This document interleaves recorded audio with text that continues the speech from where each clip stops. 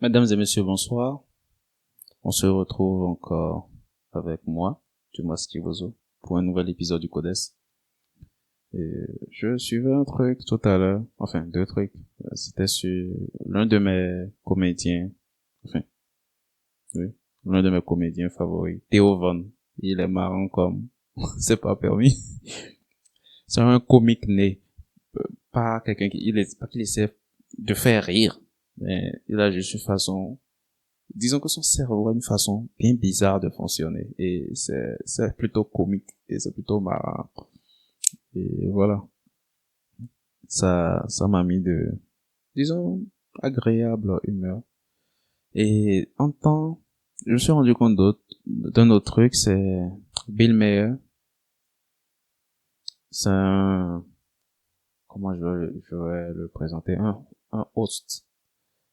C'est un présentateur américain, démocrate, dur, mais qui dernièrement voilà, il a commencé par développer du feeling pour le président en place pour Trump.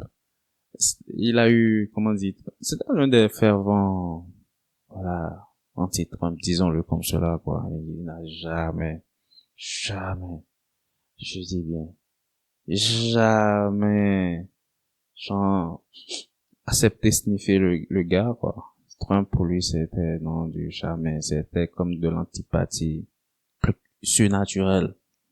Puis, dernièrement, je suivais un truc de lui. Apparemment, enfin, il a eu à discuter avec Trump. Et il faisait un retour, en fait, de leur discussion. Déjà, j'avais remarqué, il y a quelques 2 ou 3 semaines, il parlait, en fait, par rapport à certaines tendances en termes de décision que Trump était en train de prendre et qui s'alignait avec, en fait, du bon sens. Et c'était regrettable pour lui, au fait, que les Dems ne, voilà, était essayait toujours de jouer l'identité politique au fait et de rester figé dans l'identité politique qui ne le servait plus au fait. Et donc il a eu à avoir sa rencontre avec Trump et à la sortie bon, il faisait comprendre que bon voilà, il a eu à parler, c'était easy de parler avec le gars, c'était free de parler avec le gars et que il s'est rendu même compte que l'aisance avec laquelle il a pu discuter avec le gars, il n'aurait pas eu la même aisance si il s'agissait de certaines figures emblématiques du Parti démocratique. Un peu comme les Clinton, ce genre de trucs. Il n'aurait juste pas pu avoir la même aisance, en fait. Et tu sens, genre, quelqu'un qui était ton, je veux pas être ton pire ennemi, mais quelqu'un qui était ton hater, number two, qui se retrouve dans une position où juste what the fuck de l'admiration, genre du respect. Je pense il y a plus de respect en fait, du respect parce que maintenant, ok, tu tu comprends la personne en face de toi et tu voilà, tu apprécies parce que vous alignez au fait sur un certain nombre de trucs et tu te rends ok. Et ce qui est encore plus extraordinaire, c'est que ce soit quelqu'un pendant longtemps, c'est quelqu'un que j'ai suivi sur des années Bill Meyer et il me semblait genre euh, que quelle expression je vais utiliser ou comment le décrire. Ouais, le genre de personne qui, oh, c'est comme ça et puis je ne veux rien savoir d'autre. Surtout quand il s'agissait des questions politiques. Dems contre les républicains. Voilà, c'était genre comme, c'est blanc ou noir, quoi. Et c'était toujours l'un et jamais l'autre pour lui. Enfin, c'était toujours noir et jamais blanc pour lui, au fait, quand c'était les républicains qui faisaient les choses. Un truc comme ça. Il avait une, censé, mais sur certaines questions, il prenait parti, et ça semblait sans, voilà, quelqu'un en griffe carré, de borné. Donc, du coup, ce que j'ai trouvé vraiment rafraîchissant, c'est de me rendre compte que la personne enfin, je vais supposer que c'est moi qui ne le connaissais pas suffisamment assez, malgré autant d'années, pour savoir que c'était quelqu'un qui pouvait aussi se laisser apprendre, laisser le monde lui enseigner. C'est-à-dire qu'il pouvait s'ouvrir, en fait. à quelque chose de d'aussi délicat que, ok, apprendre à s'aligner au fait sur quelqu'un que tu n'avais jamais senti au fait, sans raison de toutes les façons depuis le début. Et c'était super. Pour moi, c'est une bonne leçon d'existence que de, voilà, ouais, quelqu'un de cet âge-là qui accepte de changer sa façon de voir quelqu'un. C'est pas quelque chose qui arrive tous les jours que notre perception de quelqu'un change. Surtout s'il y a une sorte d'antipathie naturelle. C'est juste pas évident. Mais j'ai du respect pour cela. Voilà. C'est un peu la parenthèse du début. Une drôle de façon ou drôle d'endroit de placer une parenthèse. Donc là, je vais aborder la question du jour qui est on ne peut plus intéressante. Je crois que je vais m'éclater. Que peuvent faire les hommes que les femmes ne peuvent pas faire? Que peuvent faire les hommes que les femmes ne peuvent pas faire?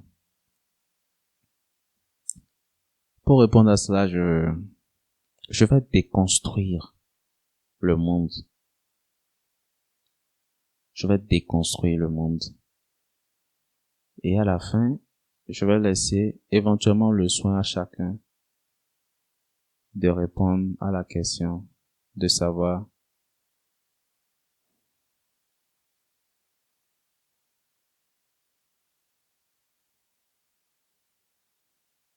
entre faire, en pouvoir faire et ne pas pouvoir faire. Telle est la question. Un peu comme le dit Shakespeare, entre être et ne pas être. Telle est la question. Dans mon cas, ça va être en pouvoir faire et ne pas pouvoir faire. Telle est la question. Donc, à chacun de trancher sur la question de savoir si, ok, voilà ce que les hommes font. Les femmes peuvent-elles le faire ou elles ne peuvent pas le faire. Donc, pour déconstruire, je vais aller ce n'est pas un principe premier, mais c'est le postulat. C'est un postulat que je vais partir d'un postulat. Et je vais emprunter, au fait, les paroles, au fait, ou, disons oui, je vais emprunter les mots du chanteur là, James Brown. Man's world. This is a man's world. Bon, pour dire, c'est un monde d'hommes. Nous sommes dans un monde d'hommes. Donc, je vais déconstruire cela.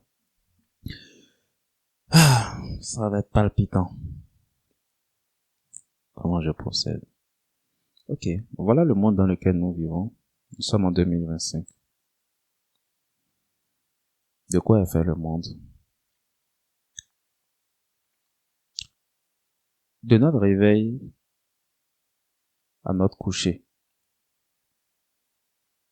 C'est quoi nos intérêts? Dans quel genre de monde nous vivons? Nous avons un toit sur nos têtes. D'accord? Nous vivons dans des maisons, donc. Dans des lits. Nous nous réveillons dans nos lits. On rend grâce. Puis, nous sortons de chez nous. Nous prenons nos véhicules. Nous nous rendons sur nos lieux de travail. Ce sont des bâtiments aussi. En temps, nous mangeons. Nous prenons beaucoup de trucs qui ne sont pas, enfin, qui sont importés. Et je vais essayer de rester plus structuré. Supposons que vous prenez votre petit déjeuner à la maison. La plupart des trucs viennent d'ailleurs, importés. Vous allez utiliser votre portable, électricité, etc. Vous allez utiliser l'eau. Vous allez prendre votre véhicule, vous allez mettre de l'essence. Vous irez au boulot, vous allez travailler, vous allez faire ce que vous allez faire, peu importe ce que vous avez à faire. De toute façon, peut-être même, disons même, permettons d'être général du point de vue de peu importe ce que vous avez à faire. Vous allez manger encore, vous allez prendre du poisson éventuellement, ou de la viande, peu importe. Vous allez prendre du pain pour ceux qui adorent le blé, ou n'importe quelle forme de pâtisserie en fait. même si vous n'adorez pas le blé. La pâtisserie nécessite du blé. Puis, vous allez éventuellement revenir chez vous. Vous couchez dans votre lit. C'est relativement le même scénario.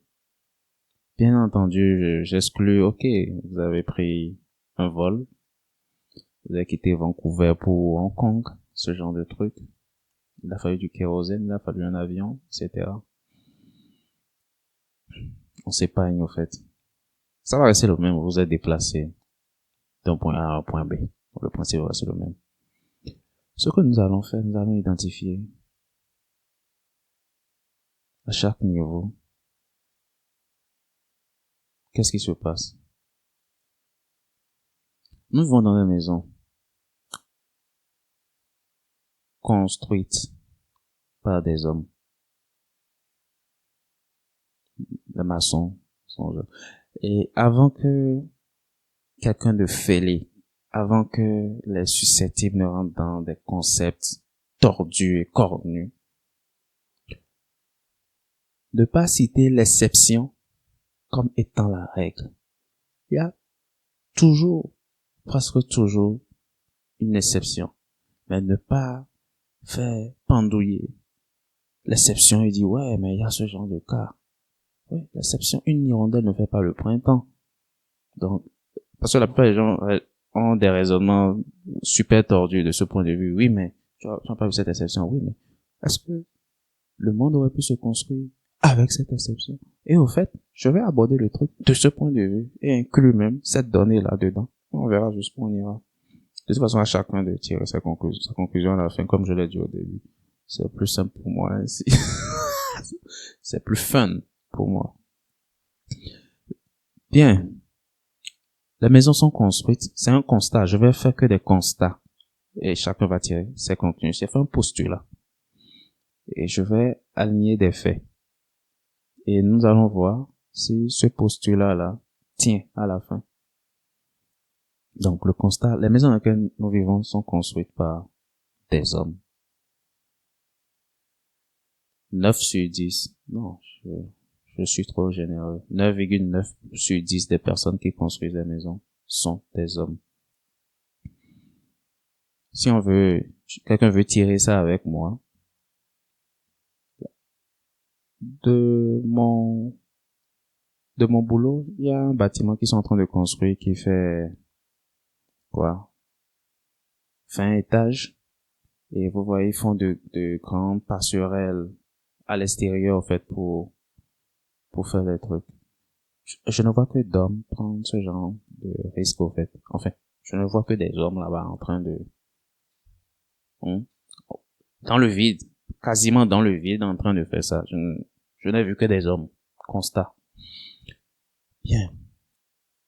Donc, la maison dans laquelle nous vivons, pas des hommes.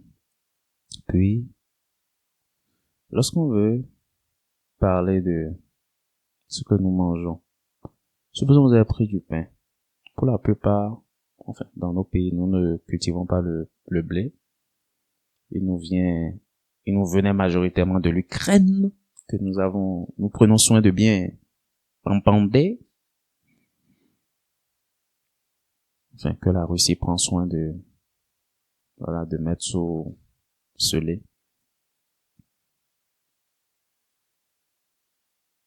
Et donc, ça suppose qu'on importe. Ça passe par la mer. Ça passe par la mer, ce n'est pas un tour de magie. Ça suppose des bateaux. Ça suppose des marins. Et les marins, c'est quoi? Combien de temps? Vous pouvez passer 3 mois, 6 mois en pleine mer. C'est-à-dire, tu te lèves, tu as un bâtiment qui est aussi grand que 10 pâtés de maison, des fois plus, mais tu n'as que ça. À part ça, quand tu regardes au bout, à l'horizon, que de la mer à perte de vue, de tous les côtés. Le ciel et la mer se confondent et tu vois exactement, bien sûr, au quotidien, vous voyez exactement les mêmes têtes, mais si tu ne vois que exactement les mêmes putains de têtes de marins comme toi, 3 mois, 6 mois, bien sûr, de temps en temps, vous allez accoster. C'est un peu une exagération de dire 6 mois actuellement dans le contexte du monde actuel. Mais c'est un peu l'image. C'est des mois en plein océan, au milieu de nulle part. C'est des hommes. C'est-à-dire le blé qu'il a fallu, ou le produit qu'on a importé dans le pays, il a fallu des hommes. Enfin, ce sont des hommes qui ont joué les marins, qui l'ont emporté. Ok. Nous leur disons merci. Puis, on a pris le véhicule. Ah, le véhicule, c'est du tas de métal, beaucoup de plastique, du caoutchouc, etc. Pour la partie métallique qui a servi pour construire la carrosserie, etc. Je fais que de la déconstruction, je vais juste faire que de la déconstruction jusqu'à la fin. Et donc, pour les plus speed, vous me verrez venir. Pour la carrosserie, il a fallu miner le métal. Donc, aller dans les mines, extraire le fer, extraire tel autre métal, extraire tel autre métal, avant toute forme de transformation, etc. en industrie. Il a fallu faire fondre tout ça là dans le grand fond. Et chercher les vidéos sur le net, c'est impressionnant. Et même en pleine mer, chercher les vidéos de grandes vagues en pleine mer, les navires, et puis certaines personnes ont déjà vu ce genre de vidéos de grosses vagues, et tu vois le navire, il est juste là, la vague est juste en haut comme ça. Et c'est super impressionnant. Donc on revient à la mine, on a quitté la mer, enfin, pour le moment. Et donc il faut miner, et il fait chaud là-bas, ça demande de la force physique. C'est des hommes. Donc pour avoir la voiture, la carrosserie, il a fallu des hommes. Puis, il y a la partie plastique. Le plastique, le caoutchouc viennent de quoi? Ça vient du pétrole. Un peu comme le goudron sur lequel passe la voiture, votre voiture, est constitué essentiellement, enfin, vient essentiellement en fait du pétrole. D'accord? Le pétrole, on l'obtient comment? Par forage. Généralement en plein milieu de nulle part, en plein océan. Et les personnes qui travaillent sur ces puits de forage, littéralement, doivent y rester 6 mois à 1 an. Ils sont relativement bien payés. Pas relativement, c'est trop modeste. Ils sont bien payés. C'est acceptable. Est-ce que c'est acceptable pour le style de vie? C'est acceptable par rapport à quelqu'un qui vit une vie standard. Mais pour ce style de vie, être au milieu de nowhere pendant 6 mois, 1 an, tu vois pas famille, tu vois personne, océan, et puis le risque que cela représente pour la santé de l'individu, pour sa santé physique déjà, parce que dans cet environnement, tout ce que tu as, c'est, déjà, regardez, imaginez, si vous vivez au bord de la mer, comment il peut faire froid. Donc imaginez au plein milieu c'est-à-dire que le climat c'est compliqué. En deux, les têtes que tu vois, c'est les mêmes têtes. Le genre d'odeur qu'il y a au milieu de nulle part. L'odeur de la mer mélangée à celle du pétrole que vous êtes en train de raffiner, etc. Je n'ai jamais été là-bas, mais vous pouvez bien imaginer. Puis, psychologiquement, c'est un truc là. C'est-à-dire, il n'y a pas de vie sociale. Tu visites ton lieu de travail. Et il y a pas de distraction. Tu peux pas aller courir un marathon, façon de parler. C'est la mer. Et c'est de grosses vagues. De gigantesques vagues. Je ne vous parle pas de ce que vous voyez à la plage quand vous allez à votre truc de biche le week-end. Internet est là. Faites un tour sur YouTube. C'est waouh. Et encore une fois, je ne vois que des hommes. Je ne veux même pas parler de oui, il y a 1% de femmes qui travaillent dans ce genre de milieu. Oui, c'est pas parce qu'elle a la ressources humaines ou elle a la comptabilité qu'elle est sur le puits de pétrole. Qu'est-ce qu'on a à foutre de la ressources humaines et de la comptabilité? C'est pas la ressource humaine qui va faire raffiner le pétrole, hein, qui va faire extraire le pétrole, et la compta, ou etc. Et oui, il peut y avoir des exceptions de femmes qui vivent dans ce genre de trucs, mais encore une fois, c'est des hommes. De toute façon, j'ai dit, je vais m'arrêter que je sois fait. Et donc, grâce à ces hommes, diligents, vaillants, courageux, qui sont prêts à sacrifier de tout, nous avons notre essence. Parce que grâce à eux, le pétrole vient, il est raffiné, on a l'essence, puis il y a le kérosène pour l'avion, etc., etc. On connaît la suite de la chanson. Puis vous allez au boulot. C'est un bâtiment. C'est toujours des maçons. On voit un peu le schéma des hommes. Vous allez manger du poisson, disons. Ah, c'est la pêche. La pêche en haute mer. Même quand on prend la pêche traditionnelle, c'est-à-dire avec la pirogue comme cela se passe dans nos milieux, c'est des hommes. Vous pouvez les entendre à 6 heures du matin, le moteur de leur pirogue. C'est impressionnant. Je suis allé à la pêche une fois. Il y a 11 ans. Il y a le père à une amie c'est un homme d'affaires, mais qui adore pêcher. Ils sont de l'Afrique de l'Est. Et c'est un monsieur qui peut aller passer un mois. Non, pas un mois, j'exagère, mais genre une semaine en pleine mer. Dans la Méditerranée. Un peu.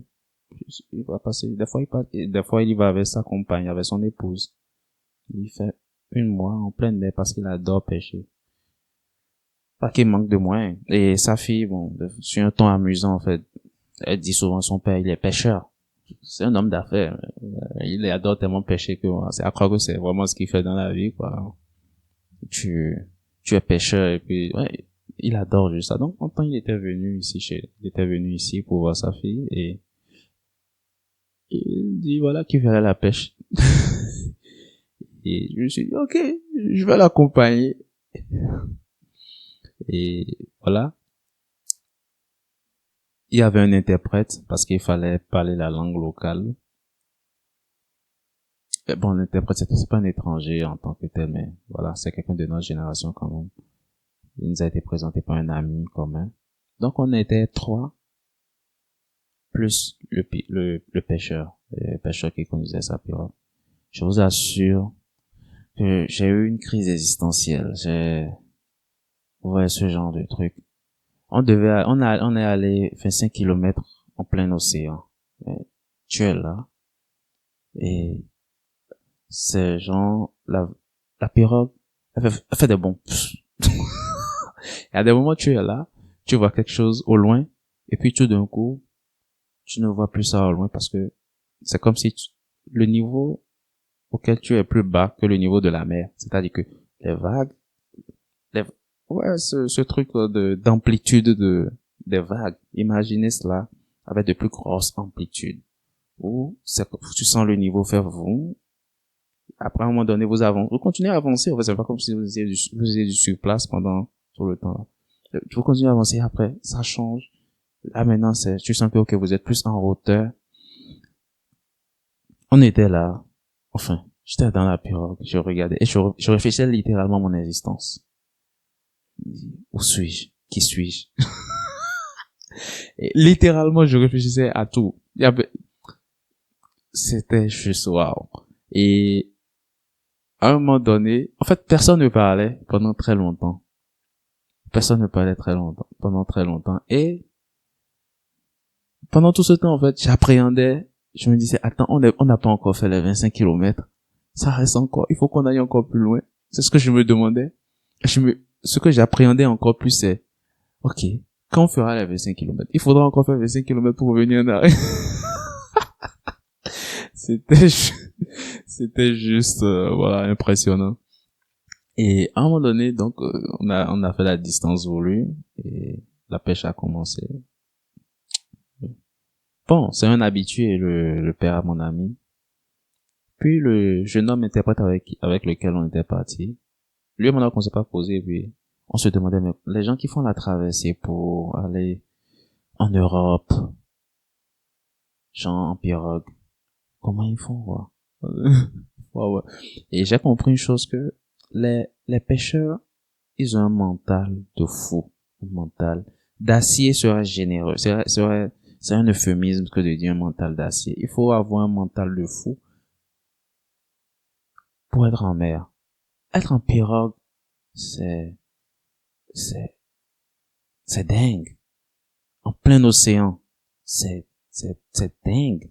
Et donc, quand on en parlait, le pêcheur il nous faisait comprendre que, au fait, bon, c'est leur style de vie, ils ont juste toujours évolué comme ça. Et que son frère à lui est un piroguier qui fait faire la traversée aux gens de l'Afrique à l'Europe. C'est-à-dire, c'est le job de son frère que de remplir sa pirogue d'individus qui veulent aller se chercher ailleurs et de faire la traversée. Et c'est ok. Lui, il ne voit pas ok. C'est des gens qui sont en train d'entrer là-bas de façon illégale. Non, il voit, nous, la mer, c'est notre monde et voilà.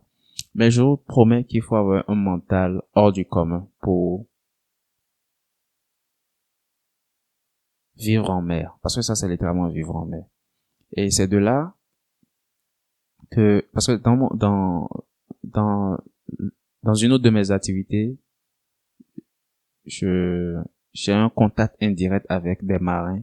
Et c'est souvent le genre de truc, bon, si c'est pas des gens, c'est souvent le genre de truc où, voilà, ils se sont agressés entre eux, ce genre de truc. Il y a de quoi. Il y a de quoi être violent, en fait, au milieu de nulle part. Il y a rien pour se défouler. Il y a de quoi péter un câble. Et j'ai compris avec le temps aussi pourquoi est-ce que la plupart des marins, soit ils sont souvent à la clope, soit ils sont à l'alcool. Parce que l'état d'esprit que ça demande, c'est hors du commun. Donc, encore une fois, je ne vois que des hommes pour nous amener notre poisson, pour nous amener nos vivres de l'autre bout du monde. Peu importe comment on va tourner la chose. En tout cas, je ne vois que des hommes. Maintenant, la question que moi, personnellement, je me pose et qui va contribuer, qui va être pas un essai de réponse, hein, mais genre je veux bien m'offrir cette question, éventuellement y répondre pour que le tout contribue à ce que vous puissiez répondre à la question première de savoir si les femmes peuvent, ne peuvent pas. Donc la question que je me pose, c'est si, tout de suite, parce que, ok, je vais dire un truc. Il y a une prémisse que personne ne peut nier. Pendant des milliers d'années, les hommes ont construit des maisons sans attendre personne, c'est-à-dire sans attendre les femmes. C'est-à-dire, il n'y a pas un moment où les hommes se sont levés, ils ont dit, ok, ils ne veulent plus le faire, les femmes n'ont qu'à le faire, non. Ça a toujours été, aussi longtemps que l'on peut se rappeler, les hommes ont toujours construit des maisons, ont toujours construit des routes, ont toujours bâti des maisons, ont toujours construit des routes, ont toujours fait la pêche, avaient l'habitude de faire la chasse, la viande, d'accord, sont toujours allés rechercher les ressources, que ce soit minière, même la rue vers l'or. Bon, voilà, on voit un peu le schéma, en fait, ce genre de truc. Les mines, etc. Tout ce qui est ressources. Donc, l'homme a construit l'histoire de l'humanité, a bâti et a continué à entretenir, à maintenir. Parce que vous voyez, quand vous avez de grands bâtiments, il faut nettoyer tout ce qui est verre, etc. Les gars qui montent et qui ont leur truc, même si vous n'avez jamais vu ça, vous avez vu ça dans les films. Vous, vous- ils sont à 30 30 étages et le gars il est de l'autre côté sur un truc en métallique, ils sont deux, ils mettent leur truc là, ils nettoient la vitre du dehors. C'est des hommes. C'est des hommes. Donc, la construction et le maintien des infrastructures de notre quotidien, des hommes que je vois, ce n'est pas un privilège d'homme. C'est juste que il se fait que nous vivons dans un monde où c'est les hommes qui bâtissent et qui entretiennent. Ça, c'est un constat, c'est un fait. Ce n'est pas mon opinion. Vous pouvez, dès que vous finissez de regarder, vous pouvez juste mettre pause et regardez autour de vous, votre maison, où vous vivez, où vous demandez-vous, ok. Se demande qui a bâti ça. Les hommes, enfin, les hommes. D'accord. Donc, l'homme ne s'est jamais fait prier. Sur des milliers d'années, nous avons fait. Donc, supposons, on n'a plus à prouver, au fait, qu'on sait le faire et qu'on l'a fait. On l'a fait. C'est le monde dans lequel nous vivons. Et c'est man's world.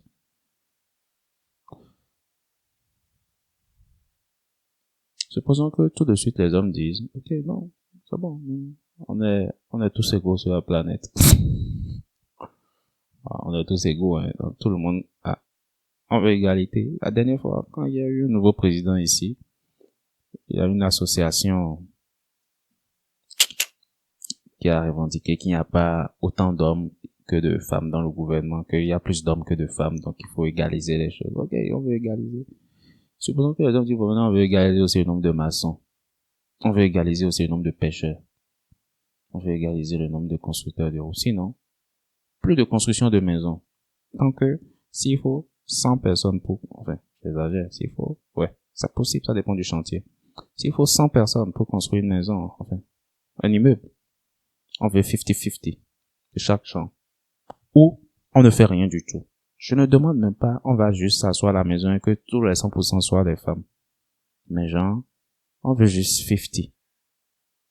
50% de l'effectif actuel de maçons, que ce soit des femmes. Ou 50% de l'effectif actuel des pêcheurs, que ce soit des femmes. Etc. Je crois que ça va être une mission. On va appeler Tom Cruise. Parce qu'il faut convaincre. Parce que construire, bâtir et entretenir, c'est une culture au finish. C'est une culture d'homme. Ça, c'est pas une affaire d'opinion personnelle. On se rend juste compte que nous avons toujours fonctionné comme ça. L'homme a toujours, un peu comme je me lève, je me brosse, ça fait partie de moi. De la même façon, l'homme a toujours construit. Et quand il a construit, bah, je vais construire. Il faut que j'entretienne ça parce que j'ai pas envie que mon travail parte dans, non, j'entretiens, etc. L'homme a toujours construit et entretenu les infrastructures. Ça va de soi. Donc, soyons extrémistes. Supposons que les hommes disent, ok, nous, c'est la parité, égalité, fraternité, tout dicté. Et, mais on va plus rien faire. On laisse le soin aux femmes de construire. À quoi s'attendons-nous?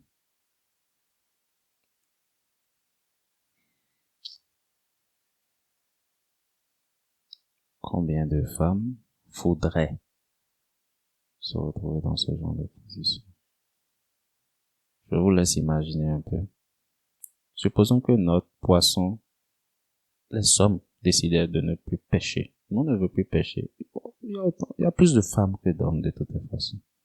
Il doit en avoir suffisamment d'hommes pour être, suffisamment de femmes pour être allouées à la pêche.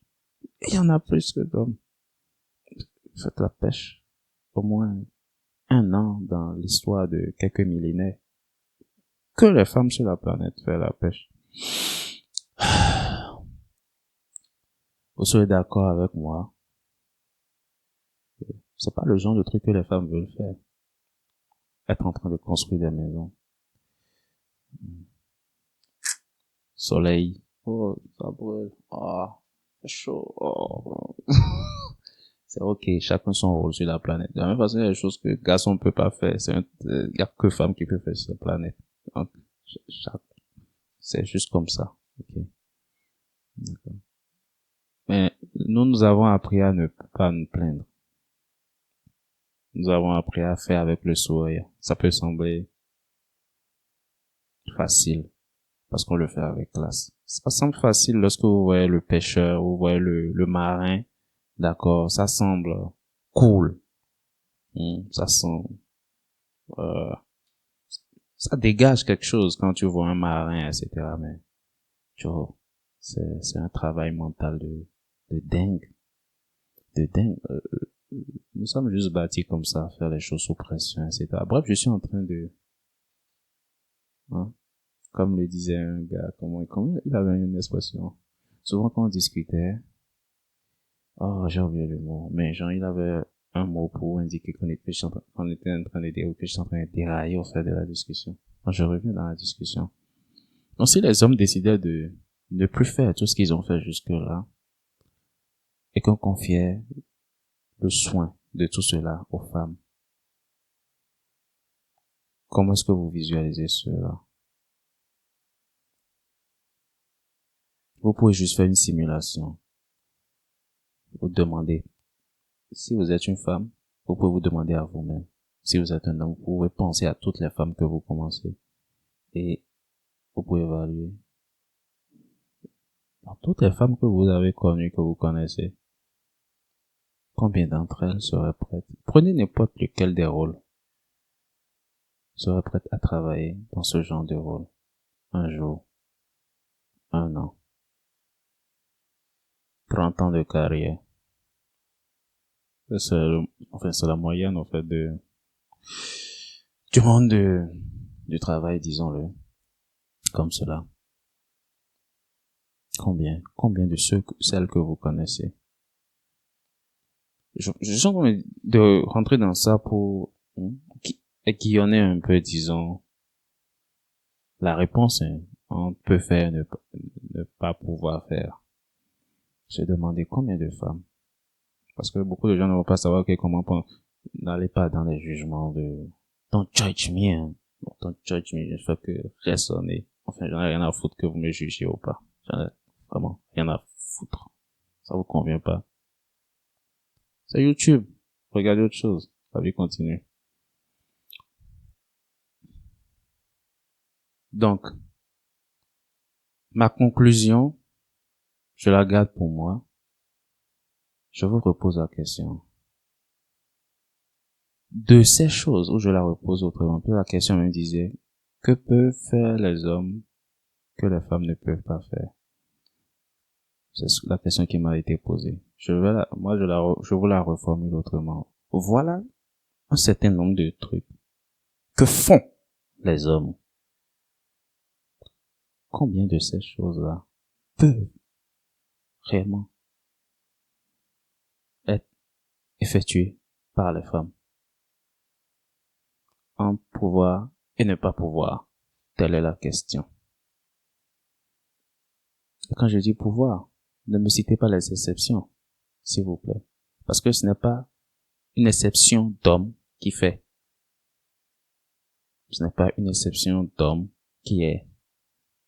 L'exception aurait stipulé que, ok, c'est les femmes qui construisent par exemple la maison et il y a quelques hommes qui contribuent. Et je suis en train d'extrapoler en disant que ce sont les hommes qui contribuent, qui construisent. C'est ça, jouer sur le jeu d'exception. Ah, c'est les femmes qui construisent les maisons. En général. Mais il y a 5%, 5% d'hommes qui sont quand même des maçons. Donc, les hommes aussi construisent. Est-ce qu'on peut confier le marché de la construction de la planète entière aux 5% d'hommes là? La réponse est non. Mais on peut confier ça au reste des 95% des femmes, même s'il n'y a pas les 5% d'hommes. Donc, là, j'ai mené le raisonnement à l'envers pour donner un peu raison à ceux qui sont dans le raisonnement tordu. Mais si je veux rester dans le contexte réel de la chose, on va me citer les exceptions de femmes qui font certaines choses. Mais est-ce que si supposons que les exceptions de femmes c'est 5%, si les 5% de femmes ne font pas, le monde là va continuer par tourner. C'est-à-dire, les maisons vont continuer pas être construites si c'est dans le milieu de la construction. Si c'est la pêche, on va toujours continuer par avoir du poisson parce que 95% des hommes font la pêche. Si c'est le pétrole, 95% donc des hommes font le pétrole. Partant d'un postulat que c'est 5% de femmes qui sont dans chacun de ces milieux. Ok. Maintenant, on me dit, oui, les femmes, elles font. Supposons que les 95% qui sont en pleine mer décident, ok, vous faisez.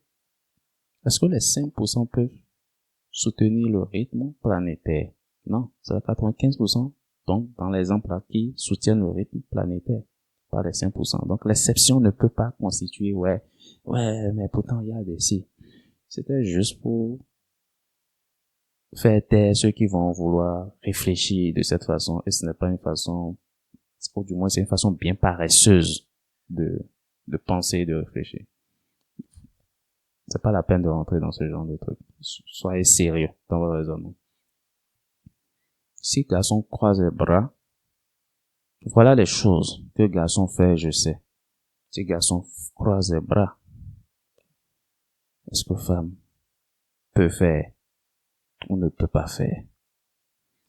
Donc, on peut faire, ne peut pas faire. Telle est la question. Et sur ce, je vous dis bonsoir.